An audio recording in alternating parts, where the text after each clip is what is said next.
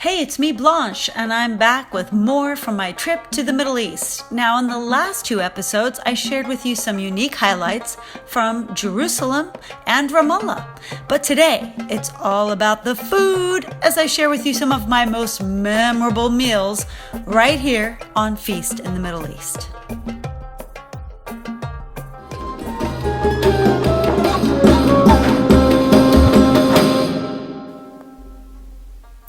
Tucked away in the heart of Jerusalem's old city on Via Dolorosa is Abu Shukri, which has been making legendary hummus and falafel for 70 years. This place is popular with locals and tourists, Palestinians and Israelis alike. Now, Abu Shukri started the restaurant with his magical recipes, though he did pass away in 1981. Fortunately, Ziad Muhammad Shukri Taha, Abu Shukri's son, has been continuing his legacy for 30 years along with the rest of the family. Now, when you order their hummus, they pour fruity olive oil on top with a sprinkle of paprika.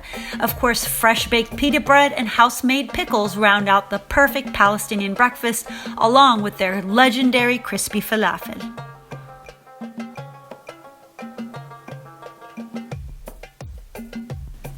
Now, every tour guide has mentioned Abu Shukri as the top place to go for hummus, and I can't tell you how excited I was to personally try it.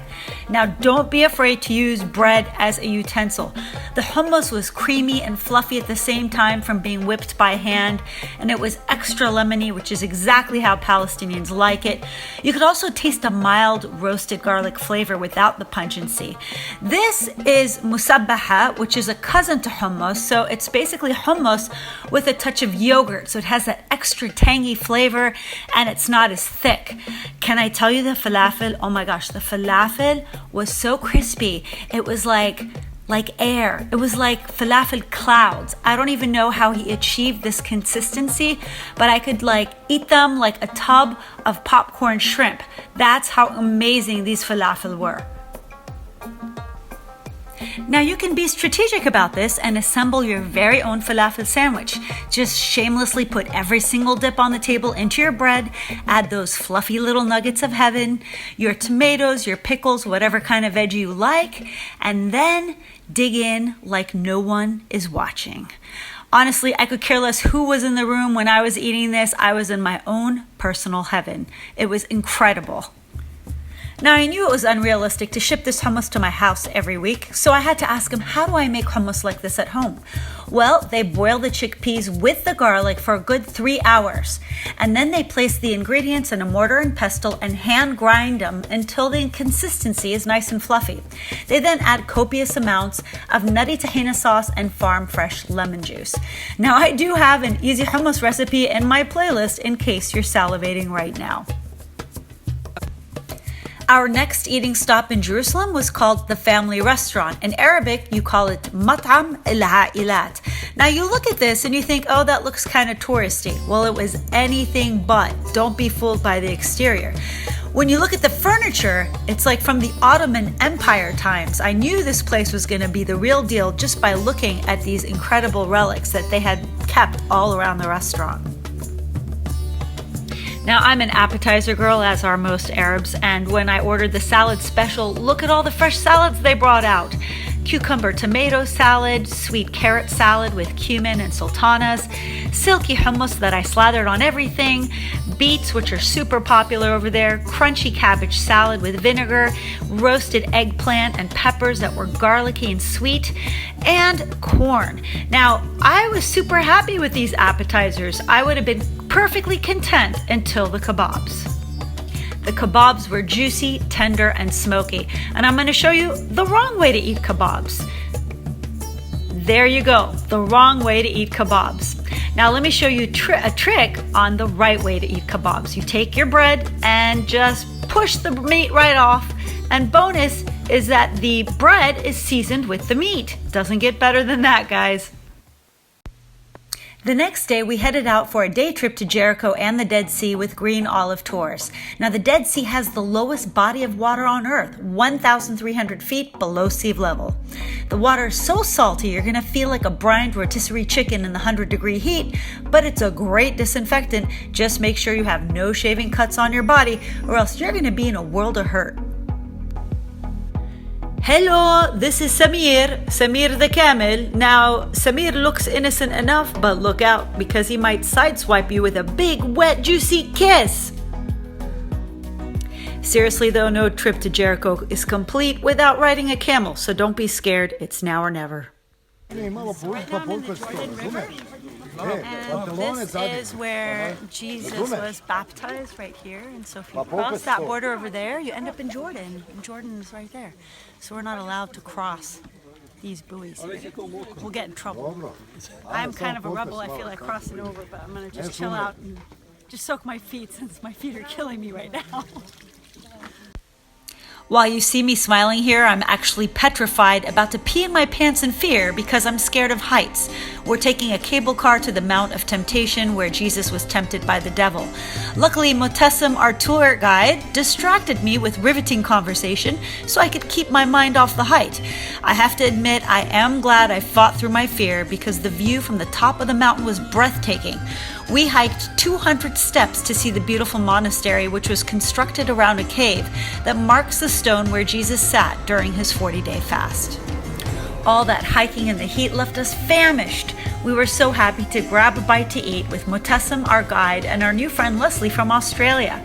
This cozy restaurant is nestled right by the monastery with gorgeous views. As you can see here, the refreshing salads are similar to the ones that we had in Jerusalem, followed by some really tender roasted chicken, some sautéed whitefish, and even fasulia, which is an authentic green bean and tomato stew, very popular in Palestine and Lebanon. Now, I can't recommend Motessem and green olive tours enough for this intimate and memorable experience. The next morning, we headed off to the Palestinian town of Ramallah, and upon entering the West Bank, we noticed students hanging out of their cars celebrating the end of their final exams in high school. Don't try this at home, guys. Upon arriving at the Millennium Hotel, we were greeted with one big badass breakfast buffet. And I'm going to highlight the Middle Eastern delicacies, starting with the jams, which have unusual flavors like quince, fig, and pomegranate, which are the fruits native to this land. Dips are a must for breakfast, from hummus to lebna or kefir yogurt cheese sprinkled with za'atar, olives, or walnuts. Pickles are also a staple, the favorites being pickled turnip, colored bright pink with beets, or cauliflower made yellow with turmeric spice. Halawa, also known as halva, is like a sesame fudge eaten alone or with bread. It's got a beautiful mild sweet flavor and tastes delicious for breakfast as well as dessert. Now, if you've seen my previous za'atar video, you know that we Arabs love our zait and za'atar for breakfast. Olive oil and za'atar with bread, and we even sprinkle it on hard-boiled eggs. Check this out, guys. We also love to eat cheese with black caraway seeds, and black caraway seeds are loaded with fiber, antioxidants, and minerals, and of course they give a great flavor to cheese. If you're a traditionalist, no worries, they have plenty of chocolate croissant as well as made-to-order pancakes and omelets to feed your American cravings. Next stop is Barbecue Zarour, a popular restaurant named for the Zarour family. Now, this place is actually a house that was converted into a restaurant, and 40 people used to live here, including my late Auntie Katrina, who married into the Zarour family about 70 years ago. I loved imagining what it must have been like to live here, and the old stone architecture and vintage relics really helped me go back in time. Of course, the main draw here is the food, and I can't tell you how excited I was to see Palestinian msahan on the menu, where the bread is baked in a taboon or clay oven, topped with caramelized onion seasoned with lemony sumac, and on top they added a nice touch of both roasted pine nuts and slivered almonds. Now, if you guys want to make this at home, I have a very simple recipe on my channel where you too can enjoy this delicacy in your own kitchen. But I was going to town on this thing. It was a big quantity, but I tried to eat as much as I possibly could. Of course, my family had no problem helping me with this cause. Now, their specialty is roasted meats, and their kifta did not disappoint. I love the flavor of the garlic, the onion, the parsley. Everything was amazing. So if you're in Ramallah, you got to come out and check out Barbecue Zarour. Even though I was seriously busting a gut from lunch, we just had to go for our last visit to Rukab's ice cream. My son really wanted to go, and sometimes you just gotta do it for the kids, you know what I'm saying? Okay, so here I am in Rukab's ice cream. What's special about this ice cream is it sort of stretches like mozzarella cheese. Ooh. Because of the Arabic gum in it. My son got Oreo and I got, let's see, Ferrero, Snickers, and Ita, and dark chocolate. So they have really interesting flavors here. Let me try it.